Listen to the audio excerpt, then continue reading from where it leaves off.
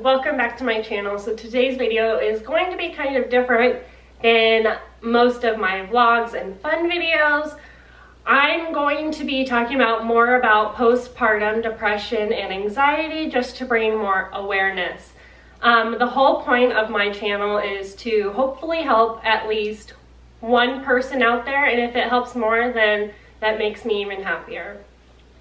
So I wanted to talk today about, like I said, postpartum depression and anxiety. I posted a post over on Instagram a couple nights ago, I think. Yes, 2 nights ago. And I had lots of comments and messages telling me their stories or thanking me for talking about it because it doesn't get talked about enough. And it's true. Depression and anxiety alone, it doesn't have to be postpartum, has a bad stigma around it.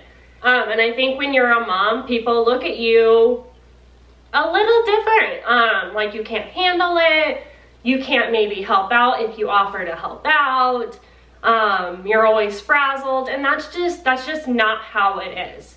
At least in my case.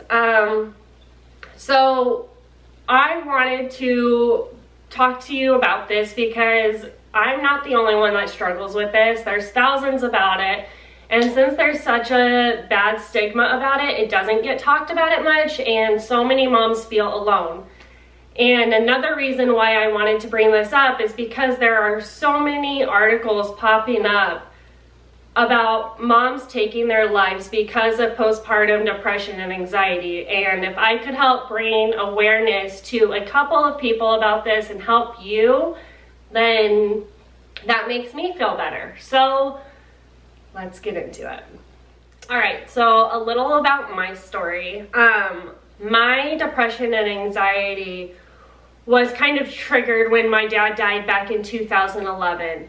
And Pat and I kind of up and left, and we moved to California. He had just gotten a job out there, and so it was maybe a couple days, I think less than a week, that we up and left to California. So we just went to California, and that was okay for me because that's a big way that I deal with things. As I don't deal with things, I go the opposite way of feelings. So that was the way I dealt with it. It was a lot at once for me. It was sadness and fear and a whole bunch of emotions that I've never experienced before. And I'm sure this is for most people, that death could probably be a huge trigger for anxiety and depression. So Pat and I up and left to California, and we're living there, and Pat worked 70 hours a week, and he was studying to take his CPA test. So I was a nanny, so I worked 40 plus hours watching kids. So I was either at work with kids or I was at home alone in this apartment in California in a state that I didn't know anyone. We knew his sisters, but they lived about 45 minutes from where we were living, and it just wasn't like we went there during the week. We would go to see his sisters on the weekends together. So just during the week, it was really lonely. And then some weekends he did have to work or he did have to study, and that was even more time alone for me. So I think that triggered a lot of the depression, and then came the anxiety. And you know, you're with kids. In my situation, I was with kids all day. Like I am now, I was with kids all day, and then I was alone, and there was no adult interaction or communication, and it was just a lot. So I actually went to a doctor for my anxiety and depression and talked to her, let her know everything, and she put me on Xanax and Adderall for my anxiety and depression. And that's kind of where things went downhill. Because I would take the Adderall and I would be up in the morning, and then you get an Adderall crash and you get mean and angry and you're not happy, which made my depression worse. And then you take a Xanax to help you sleep because of your anxiety, or to calm you down because you're just so tense and flustered, and that just kind of made you feel like a zombie and you weren't yourself. So that really caused issues with Pat and I had to move back home and find myself again, really. And after doing that, Pat and I realized we couldn't be without each other, and he moved back and we ended up having Emma. Well, that's when I was pregnant and anxiety really kicked in. Just being a mom and knowing you're so responsible of this life inside you, that's a lot to take on. And I was 26, and Pat was actually going back and forth from California to Arizona, so he wasn't still home a lot of the time. So being home alone, pregnant for most of my pregnancy, still had depression and anxiety. So we go on and things are okay. You know, I've been dealing with this for a few years now, and then Emma's about 5 months, and Emma and I got in a car accident and I broke both of my wrists. My anxiety from there has gone off the charts. I can't get in a car most days. Going further than, I live in Gilbert, and to most people who don't live in Arizona, this isn't even relative, but I'll just say I can't go places further than 45 minutes out of my bubble, generally, because driving just scares me. Pat actually paid for a friend and I, when Emma was a baby, to go take a mom staycation at a resort just maybe 45 minutes down the road. And the night before, even the morning before, I was having such a bad panic attack that I was crying, and Pat was like, what is going on? Like, you're gonna go have a good time, like recharge, like it's gonna be so fun. And I was like, and my friend had a baby too, and I was like, what if we get in a car accident and both these little girls don't have moms? And to most people, that's not even a thought in their brain. But with someone with anxiety, you think the worst, and that was the worst to me. What if I got in another car accident?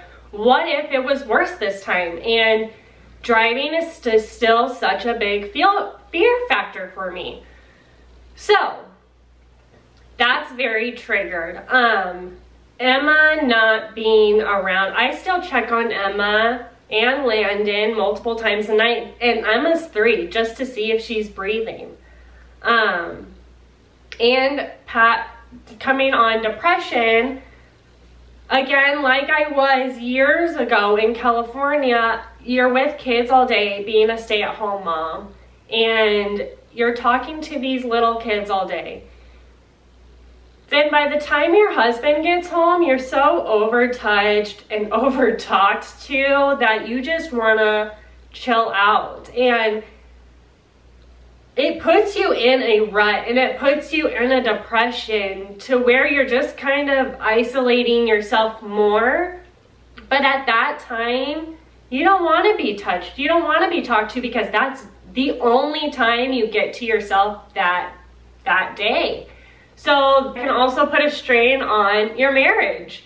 At this point now, you have anxiety about, am I being a good enough wife?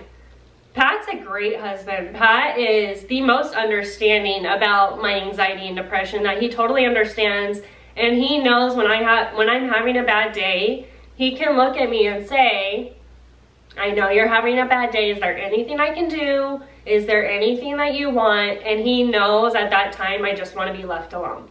So he's really good about that. So it helps if you have a good spouse. But with someone with anxiety, you're wondering, am I a bad wife? Is he going to leave me because I can't get out of this because I'm overtouched?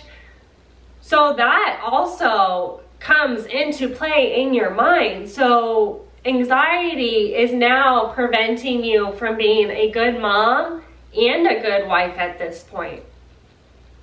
And in my life, I today can tell you honestly, I don't have a reason to not be happy. I don't want to say I have it all, but I literally have everything I have ever dreamed for, and it's supposed to be the happiest time of my life, but at the end of the day, I'm emotionally exhausted and just stuck in a rut, and that's nobody's fault. It's nothing that I can do, it's nothing that anybody can do, and it's not every day, all day. I have my good days and I have my bad days, and if you have depression or anxiety, you may know that you have your really, really good days and you have your really, really bad days. And sometimes there's not an in-between. For me, it's going out and doing a lot of fun stuff, and we're out and we're having a good time, and then I come home and the house is a mess, and then I get overwhelmed, and then I get in a rut. Or there's a party coming up, and like this weekend, I had Landon's birthday party. It was an exciting time. I love putting parties together. I love having people over. So I got everything ready, and then at the end of it, all the fun's done, everything's exhausted, the kids are cranky, your house is a mess, and you feel overwhelmed, and then you feel like you're in a rut. And that's where I am today, and that's okay, because tomorrow isn't guaranteed to be bad. It's up to me to make it a good day or a bad day. So I know today I'm in a rut, and that's okay. So tomorrow, I know Emma has school, so maybe Landon and I will go do something fun, him and I outside, to clear my head, to recharge, to reconnect. You have to kind of know in yourself what you have to do when the anxiety or depression starts getting on top of you. And I've mentioned that before on my channel. When anxiety starts getting bad, I have to get out of the house, because if I stay in the house, I drive myself crazy, and it's not good for me. And by driving myself crazy, I mean, like I said before, you're so in your head that you think things that no one else thinks. I could be thinking of someone, and no, I'm not even on their radar, and I'm wondering if I'm sitting at home wondering if they like me. First of all, why do I care if they like me?